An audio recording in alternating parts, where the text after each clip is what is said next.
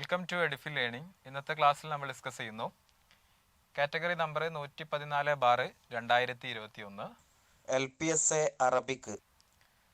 അതിൻ്റെ PYQ question ആണ്.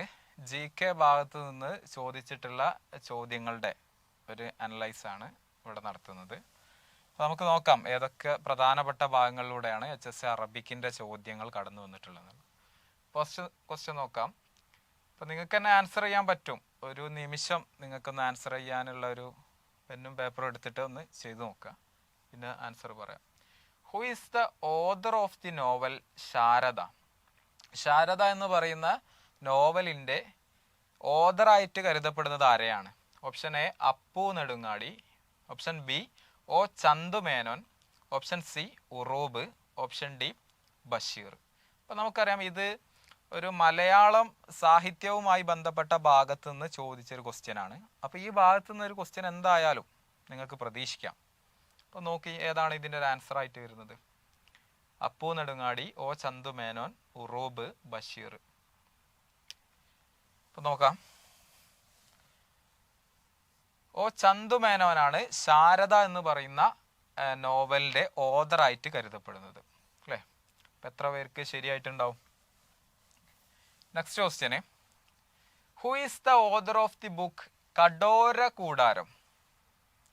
വളരെ പ്രധാനപ്പെട്ട ഒരു ക്വസ്റ്റ്യൻ ആണ്. കേരള റിനൈസൻസുമായി ബന്ധപ്പെട്ട ഭാഗത്ത് നിന്ന് വന്നിട്ടുള്ള ക്വസ്റ്റ്യൻ ആണ്. എന്താണ് കടോര കൂടാരം എന്നുള്ള ഒരു പുസ്തകത്തിൻ്റെ രചയിതാവ് ആരായിരുന്നു? Option A സൈനുള്ള Makti Thangal, option B Vakkom Abdul Khader Moulavi, option C KM Moulavi, option D Ummer മൗലവി. ഇങ്ങനെ കുറെ മൗലവിമാരെ പേരുകൾ കൊടുത്തിട്ടുണ്ട്. ആൻസർ ചെയ്യാൻ നോക്കാം. കടോര കൂടാരം ആരാണ്? സൈനുള്ള മക്തി തങ്ങളാണ് കടോര കൂടാരം എന്ന് പറയുന്ന രചന നടത്തിയിട്ടുള്ളത്. Next, who is the author of Chithrayogam? Chithrayogam എന്ന് പറയുന്ന അല്ലേ അതിൻ്റെ ഒരു ഓദറായിട്ട് കരുതപ്പെടുന്നത് ആരാണ്? Option A Kunhikuttan Thampuran, option B Ulloor Parameswara Iyer, option C Vallathol Narayana Menon, option D Kumaranasan. Okay, നോക്കാം. വള്ളത്തോൾ നാരായണ മേനോനാണ് ചിത്രയോഗത്തിൻ്റെ ഓദറായിട്ട് കരുതപ്പെടുന്നത്. വള്ളത്തോൾ നാരായണ മേനോൻ. അപ്പം അതും മലയാള ഭാഗത്ത് നിന്ന് വന്നിട്ടുള്ള ഒരു ക്വസ്റ്റ്യൻ ആണ്. Okay, who is the author of Arangu Kanatha Nadan? അപ്പം നമുക്കറിയാം അരങ്ങു കാണാത്ത നടൻ എന്നൊക്കെ അറിയപ്പെടുന്ന എന്താണ്? അതൊരു നാടകമാവാം, അല്ലേ? അപ്പം അതും ഒരു മലയാള ഭാഗം എന്ന് നമുക്ക് പറയാൻ കഴിയും. ആരൊക്കെയാണ്? അപ്പം കോവിലനാണ് option A, option B Thoppil Bhasi, option C NN Pillai, option D Thikkodiyan. അപ്പോൾ മലയാള സാഹിത്യത്തിന് അധികം പ്രാധാന്യം കൊടുത്തിട്ടുള്ള ഒരു എക്സാം കൂടിയായിരുന്നു, അല്ലേ? ഇത്രയും ക്വസ്റ്റ്യൻ അരങ്ങു കാണാത്ത നടൻ, അല്ലേ? അതിൻ്റെ ഒരു ഓദർ ആരായിരുന്നു എന്നുള്ളതാണ് ക്വസ്റ്റ്യന്. നോക്കാം. ആരാണ്? തിക്കോടിയനാണ് അരങ്ങു കാണാത്ത നടൻ എന്ന് പറയുന്ന, അല്ലേ, ആ ഒരു നാടകത്തിൻ്റെ രചയിതാവ്. Next, who is the author of Changampuzha Krishna Pillai നക്ഷത്രങ്ങളുടെ സ്നേഹഭാജനം? അതും മലയാള ഭാഗത്ത് നിന്ന് ചോദിച്ച ക്വസ്റ്റ്യൻ ആണ്. Who is the author of Changampuzha Krishna Pillai നക്ഷത്രങ്ങളുടെ സ്നേഹഭാജനം എന്നറിയപ്പെടുന്ന ആ ഒരു കൃതി രചിച്ചത് ആരാണ്? ചങ്ങമ്പുഴ കൃഷ്ണപിള്ള നക്ഷത്രങ്ങളുടെ സ്നേഹഭാജനം ആരാണ്? പെരുമ്പടം ശ്രീധരൻ ഉണ്ട്, option A, option B MK Sanu, option C KP അപ്പൻ, option D M Krishnan Nair. ആരായിരിക്കും? ഓക്കെ, നോക്കാം. MK സാനു ആണ് ഇങ്ങനെ ഒരു രചന നടത്തിയിട്ടുള്ളത് കേട്ടോ. MK സാനു എന്താ പറഞ്ഞത്? ചങ്ങമ്പുഴ കൃഷ്ണപിള്ള നക്ഷത്രങ്ങളുടെ സ്നേഹഭാജനം എന്ന് പറയും. Next, who is the author of Amuktamalyada? അമുക്ത്യമാല്യതയുടെ ഓദറായിട്ട് കരുതപ്പെടുന്നത് ആരെയാണ്? അമുക്ത്യമാല്യത ആരാണ്? കൃഷ്ണദേവരായ, കാളിദാസ, വിശാഖദത്ത, ഹരിഹര. അമുക്ത്യമാല്യത, അല്ലേ? അതെന്താണ്? ഇന്ത്യൻ ഹിസ്റ്ററിയുമായി ബന്ധപ്പെട്ട ഒരു ഭാഗത്തു നിന്നുള്ള ക്വസ്റ്റ്യൻ. കൃഷ്ണദേവരായ, കാളിദാസ, വിശാഖദത്ത, ഹരിഹര. ആരായിരിക്കും? കൃഷ്ണദേവരായരാണ് അമുക്ത്യമാല്യത എന്ന ഗ്രന്ഥത്തിന്റെ രചയിതാവ്, ഓഥറായിട്ട് കരുതപ്പെടുന്നു Krishnadevaraya. Okay, next, who said go back to Vedas, നിങ്ങൾ വേദങ്ങളിലേക്ക് മടങ്ങൂ എന്ന് പറഞ്ഞത് ആരാണ്? അല്ലെ, നിങ്ങൾ വേദങ്ങളിലേക്ക് മടങ്ങൂ. അപ്പൊ നമുക്കറിയാം അത് അല്ലെ എന്താണ്, ഇന്ത്യൻ റിനൈസൻസുമായി ബന്ധപ്പെട്ട ഭാഗത്ത് നിന്ന ക്വസ്റ്റ്യൻ ആണ് കേട്ടോ, ഇന്ത്യൻ റിനൈസൻസുമായി ബന്ധപ്പെട്ട്. ഇപ്പൊ option A Vivekananda, option B Ramakrishna Paramahamsa, option C Dayananda Saraswati, option D Jyotiba Phule. ആരായിരിക്കും ഗോ ബാക്ക് ടു വേദാസ് എന്ന് പറഞ്ഞത്? ഓക്കെ, ദയാനന്ദ സരസ്വതിയാണ് കേട്ടോ ഗോ ബാക്ക് ടു വേദാസ്, അല്ലെ, വേദങ്ങളിലേക്ക് മടങ്ങും. എന്നാൽ പ്രകൃതിയിലേക്ക് മടങ്ങും എന്ന് പറഞ്ഞത് ആരാണ്? റൂസോയാണ് കേട്ടോ, പ്രകൃതിയിലേക്ക് മടങ്ങും എന്ന് പറഞ്ഞത്. Next, partition of Bengal was in, അല്ലെ, ഏത് വർഷമാണ് ബംഗാൾ വിഭജനം നടന്നത്? ഏത് വർഷമായിരിക്കും ഇതില്? നോക്കാം. 1905 ബംഗാൾ വിഭജനം നടന്നത്. ആരാണ് ബംഗാൾ വിഭജനം നടത്തിയത്? കഴ്സൺ പ്രഭു ആണ് കേട്ടോ, കഴ്സൺ പ്രഭു. ഓക്കെ, കേഴ്സൺ പ്രഭു ആണ് അല്ലെ, കേഴ്സൺ പ്രഭു ആണ് ബംഗാൾ വിഭജനം നടത്തിയത്. ഏത് വർഷമാണ്? 1905. എന്നാൽ ബംഗാൾ വിഭജനം റദ്ദ് ചെയ്ത വർഷം ഏത് വർഷമാണ്? 1911 ബംഗാൾ വിഭജനം റദ്ദ് ചെയ്ത വർഷം. ആരാണ് റദ്ദ് ചെയ്തത്? ലോർഡ് ഹാർഡിഞ്ച് ആണ് കേട്ടോ, ഹാർഡിഞ്ച്. എന്താണ് ഹാർഡിഞ്ച്? അപ്പം ഹാർഡിഞ്ച് പ്രഭു എന്നൊക്കെ അറിയപ്പെടുന്ന ലോർഡ് ഹാർഡിഞ്ച് ആണ് എന്താണ് ബംഗാൾ വിഭജനം നടത്തിയിട്ടുള്ളത്. ഓക്കെ, 1911 ബംഗാൾ വിഭജനം റദ്ദ് ചെയ്തതാണ് ലോർഡ് ഹാർഡിഞ്ച്. ബംഗാൾ വിഭജനം നടത്തിയ വർഷം 1905. ആ പ്രഭുവാണ് ഏത്? കേഴ്സൺ പ്രഭു എന്നറിയപ്പെടുന്നത്. ഓക്കെ, നെക്സ്റ്റ്, അത് ഇന്ത്യൻ ഹിസ്റ്ററിയുമായി ബന്ധപ്പെട്ട ഒരു മേഖല എന്നുള്ള ക്വസ്റ്റ്യൻ ആണ്. അപ്പോൾ നമുക്ക് അറിയാം, നമ്മൾ മലയാളം ലിറ്ററേച്ചറുമായി ബന്ധപ്പെട്ട ഭാഗമുണ്ട്, അതേപോലെ ഇന്ത്യൻ ഹിസ്റ്ററി, ഇന്ത്യൻ റിനൈസൻസുമായി ബന്ധപ്പെട്ട ക്വസ്റ്റ്യൻ ഒക്കെ വന്നിട്ടുണ്ട്. Who was the founder of self respect movement? അപ്പൊ ഇതും ഇന്ത്യൻ റിനൈസൻസിന്റെ ഭാഗത്തു നിന്നുള്ള ഒരു ക്വസ്റ്റ്യൻ ആണ്. സെൽഫ് റെസ്പെക്ട് മൂവ്മെന്റ് എന്നറിയപ്പെടുന്ന ഒരു മൂവ്മെന്റ് ആരായിരുന്നു അതിന്റെ ഒരു സ്ഥാപകന്? Option A Annadurai, option B EV Ramaswamy Naicker, option C Subramania Bharati, option D Veeresalingam. അപ്പൊ എന്താണ് ചോദിച്ചത്? സെൽഫ് റെസ്പെക്ട് മൂവ്മെന്റ് ആരാണ് തുടങ്ങി വെച്ചത് എന്നുള്ളതാണ് ക്വസ്റ്റ്യൻ അല്ലെ. നമുക്ക് നോക്കാം. ആരാണ്? EV രാമസ്വാമി നായ്ക്കറാണ് സെൽഫ് റെസ്പെക്ട് മൂവ്മെന്റുമായി ബന്ധപ്പെട്ട വ്യക്തി. ഓക്കെ, എന്താണ് അതിന്റെ മലയാളം? സ്വാഭിമാന പ്രസ്ഥാനം, സ്വാഭിമാന പ്രസ്ഥാനം. Okay, Gandhiji returns the Kaiser i Hind gold medal to British in protest against.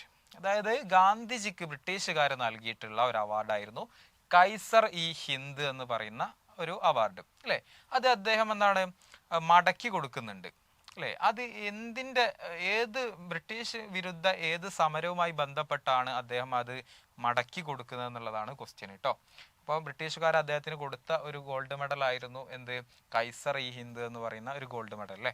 അത് അദ്ദേഹം മടക്കി കൊടുത്തത് ഏത് ബ്രിട്ടീഷ് വിരുദ്ധ പ്രസ്ഥാനത്തിന്റെ ഭാഗമായിട്ടാണ്? Option A Rowlatt Act, Cripps Mission, Jallian Walabagh massacre അല്ലെ, അപ്പാർത്തീഡ് പോളിസി. ഏതായിരിക്കും? ഗാന്ധിജിക്ക് ഇഷ്ടപ്പെടാത്ത അല്ലെ, ഇതൊക്കെ എന്താണ് ഗാന്ധിജിക്ക് ഇഷ്ടപ്പെടാത്ത കാര്യങ്ങൾ തന്നെ ആയിരുന്നു. എന്നാൽ അദ്ദേഹത്തിനെ ഏറ്റവും കൂടുതൽ വേദനിപ്പിച്ച ഒരു കാര്യമുണ്ട് അല്ലെ, ഒരു സംഗതി നടന്നിരുന്നു. നോക്കാം നമുക്ക്. അതാണ് ജാലിയൻ വാലാബാഗ് മാസക്കറാണ്. അതായത് ജാലിയൻ വാലാബാഗ് കൂട്ടക്കൊലയോട് അല്ലെ അദ്ദേഹത്തിന് എന്താണ് ഒരുപാട് സങ്കടം കാര്യങ്ങളൊക്കെ ഉണ്ടായിട്ട് അദ്ദേഹത്തിന് കിട്ടിയ പദവിയൊക്കെ എന്താണ് അദ്ദേഹം തിരിച്ചു കൊടുക്കുകയാണ്. അപ്പോൾ ക്വസ്റ്റ്യൻ ഒരു പക്ഷേ ജാലിയൻ വാലാബാഗ് കൂട്ടക്കൊല നടന്ന വർഷമായിരിക്കും ചിലപ്പോൾ ഇനി ചോദിക്കുക. 1919 എവിടെയാണ്? പഞ്ചാബിലെ അമൃത്സർ എന്നറിയപ്പെടുന്ന ഒരു സ്ഥലത്താണ് എന്ത് നടക്കുന്നത്? ജാലിയൻ വാലാബാഗ് കൂട്ടക്കൊല നടന്നത് അല്ലെ. ഈ ജാലിയൻ വാലാബാഗ് കൂട്ടക്കൊലക്ക് ഉത്തരവിട്ട അല്ലെ ബ്രിട്ടീഷ് ഉദ്യോഗസ്ഥനായിരുന്നു ആര്? ജനറൽ അല്ലെ. ആരാണ്? ഓ ഡയർ അല്ലെ. ജനറൽ ഓ ഡയർ എന്നറിയപ്പെടുന്ന ഒരു വ്യക്തിയായിരുന്നു ആ കൂട്ടക്കൊലക്ക് വെടിവെക്കാൻ ഉത്തരവിട്ട ബ്രിട്ടീഷ് ഉദ്യോഗസ്ഥൻ. ഓക്കെ, നെക്സ്റ്റ് നോക്കാം. Who started the organ communal അല്ലെ കോമൺവീൽ എന്നറിയപ്പെടുന്ന ഒരു ഓർഗനൈസേഷൻ സ്ഥാപിച്ചത് ആരായിരുന്നു? എന്താണ് കോമൺവെൽത്ത് എന്നറിയപ്പെടുന്ന പ്രസ്ഥാനം. Option A Annie Besant, option B Jawaharlal Nehru, option C Govinda Vallabh Pant, option D doctor Rajendra Prasad. അപ്പൊ നമുക്കറിയാം ഇത് ഇന്ത്യൻ ഹിസ്റ്ററിയുമായി ബന്ധപ്പെട്ട ആ ഒരു ഭാഗത്ത് നിന്ന് വന്ന ക്വസ്റ്റ്യൻ ആണ് അല്ലെ. കോമൺവെൽത്ത് എന്നറിയപ്പെടുന്ന ഒരു ഓർഗൻ അല്ലെ ആരായിരുന്നു സ്ഥാപിച്ചിരുന്നത്? ആരാണ്? ആനി ബസന്റ് ആണ് കേട്ടോ. ആനി ബസന്റ് ആണ് കോമൺവെൽത്ത് എന്നറിയപ്പെടുന്ന ഓർഗൻ സ്ഥാപിച്ചിട്ടുള്ളത്. Next, Shankaracharya was mainly a dash അല്ലെ. ശങ്കരാചാര്യ ആരായിരുന്നു എന്നുള്ളതാണ് അല്ലെ. വൈഷ്ണവ, എന്താണ് ശക്ത, എന്താണ് സുരോപാസക, ശൈവ. ആരായിരുന്നു ശങ്കരാചാര്യന്? പ്രധാനമായിട്ട് ശങ്കരാചാര്യന് ആരായിരുന്നു എന്നുള്ളതാണ് കേട്ടോ. നോക്കാം നമുക്ക്. ഒരു ശൈവ അല്ലെ, ഒരു ശിവഭക്തനൊക്കെ ആയിരുന്നു എന്നുള്ളതാണ് കേട്ടോ. ഇവിടെ കാണുന്നത് ഒരു ശൈവ കമ്മ്യൂണിറ്റി അല്ലെ, അങ്ങനെയുള്ളതായിരുന്നു. The metal most widely used by the Indus valley people was അല്ലെ. അതായത് സിന്ധു നദീതട സംസ്കാരത്തിൽ ഏറ്റവും അധികം ഉപയോഗിച്ചിരുന്ന ലോഹം അല്ലെ, അവർ ഉപയോഗിച്ചിരുന്ന ഒരു എന്താണ് മെറ്റൽ എന്തായിരുന്നു എന്നുള്ളതാണ് കേട്ടോ. അപ്പം ഏറ്റവും കൂടുതൽ ആളുകൾ ഉപയോഗിച്ചിരുന്ന മെറ്റൽ എന്തായിരുന്നു എന്നുള്ളത്? Option A copper, option B bronze, option C silver, option D tin. Okay, അവർ കൂടുതലായിട്ട് ഉപയോഗിച്ചിരുന്ന മെറ്റൽ ആയിരുന്നു സിന്ധു നദീതട നിവാസികൾ കോപ്പർ ആയിരുന്നു കേട്ടോ. അപ്പോൾ സിന്ധു നദീതട ജനത ഏറ്റവും കൂടുതൽ ഉപയോഗിച്ച മെറ്റൽ ഏതായിരുന്നു? കോപ്പർ ആയിരുന്നു എന്ന് പഠിക്കുക. Next, who is the founder of Khudai Khidmatgar അല്ലെ. കുദായ് കിത്മത്ത് ഗാർ എന്ന് പറയുന്ന ഒരു സംഘടന സ്ഥാപിച്ചത് ആരായിരുന്നു? ഒരുപാട് പേരുകളുണ്ട്. ഇന്ത്യൻ റിനൈസൻസിന്റെ ഭാഗത്ത് നിന്ന് വന്ന ക്വസ്റ്റ്യൻ ആണ് കേട്ടോ. Option A sir Syed Ahmad Khan, option B Maulana Mohammad, option C Khan Abdul Ghaffar Khan, option D Maulana Abdul Kalam Azad. അപ്പൊ തിരിച്ചു മറിച്ചും ഒക്കെ കലാം ആസാദുകൾ വന്നിട്ടുണ്ട് കേട്ടോ. അപ്പൊ ഏതായിരിക്കും ഇതിൽ കുദായ് കിത്മത്ത് ഗാർ എന്ന് പറയുന്ന സംഘടനയുടെ ഫൗണ്ടർ ആരാണ്? നോക്കാം. ഖാൻ അബ്ദുൽ ഗാഫർ ഖാൻ ആണ് കേട്ടോ കുദായ് കിത്മത്ത് ഗാർ. ഇദ്ദേഹം അറിയപ്പെടുന്ന ഒരു പേരുണ്ട്, ഖാൻ അബ്ദുൽ ഗാഫർ ഖാൻ. എന്താണ്? ഫ്രോണ്ടിയർ ഗാന്ധി എന്നാണ് ഇന്ത്യൻ ചരിത്രത്തിൽ ഇദ്ദേഹത്തെ വിശേഷിപ്പിക്കുന്നത്. എന്താണ് ഫ്രോണ്ടിയർ ഗാന്ധി? അതിർത്തി ഗാന്ധി. ഇപ്പൊ ഇന്ത്യയിൽ പല ഗാന്ധികളും ഉണ്ടല്ലോ അല്ലെ. ഇപ്പൊ കേരള ഗാന്ധി എന്ന് പറയുന്ന ആരാണ്? കെ കേളപ്പനാണ് അല്ലെ. അങ്ങനെ ഒരുപാട് ഗാന്ധികളുണ്ട്. അതിൽ പെട്ട ഒരു ഗാന്ധിയാണ് എന്ത്? അതിർത്തി ഗാന്ധി. അങ്ങനെ ഒരു വിശേഷണം കൊടുക്കുന്നത് ഖാൻ അബ്ദുൽ ഗാഫർ ഖാൻ ആണ് കേട്ടോ, frontier Gandhi. Next, who was the founder of Ajivika sect അല്ലെ. അജീവിക സീത്തിന്റെ എന്താണ്? ഒരു സ്ഥാപകനായിട്ട് കരുതപ്പെടുന്ന ആരാണ് അല്ലെ. Option A Purana Kassapa, B Mahavira, option C Makkhali Gosala, option D Ajita Kesakambali അല്ലെ.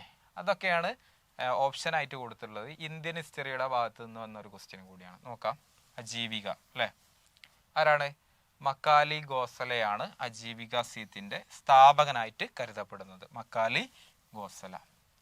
Who was the leader of 1812 അല്ലെ. 1812 കുറിച്ച റിവോൾട്ടിന്റെ ലീഡർ ആരായിരുന്നു എന്നുള്ളതാണ്. അപ്പൊ നമുക്കറിയാം അത് കേരള ഹിസ്റ്ററിയുടെ ഭാഗത്ത് നിന്ന ക്വസ്റ്റ്യൻ ആണ് അല്ലെ.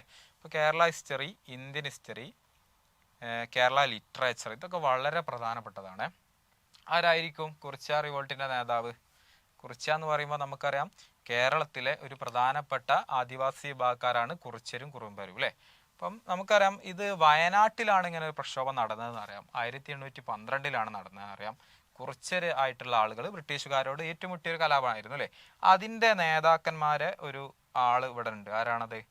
Option A Unni Moopan, option B Pazhassi Raja, option C Ramanambi, option D Imman Nair അല്ലെ. ആരായിരിക്കും?